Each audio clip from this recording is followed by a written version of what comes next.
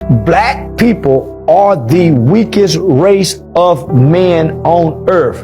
We stand on business with each other, but we won't stand on business with nobody else. But we think we tough because we killed the weakest people on earth.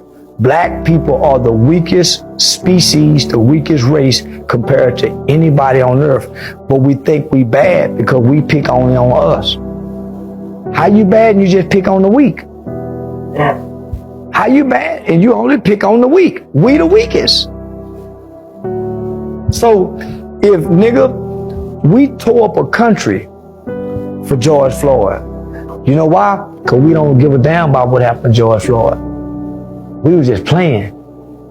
We really don't give a damn what happened to Nipsey Hussle. Ain't nobody got that nigga for doing what he did to Nip. Nobody. You say that, we're the weakest race. Why do other races kind of act scared of us when they see us? They don't. They don't act scared of us, homie. They challenging us now. They only act scared of us when it's 5 or 6 of us and it's only 1 or 2 of them. But when it's 2 on 2, 4 on 4, they don't act scared.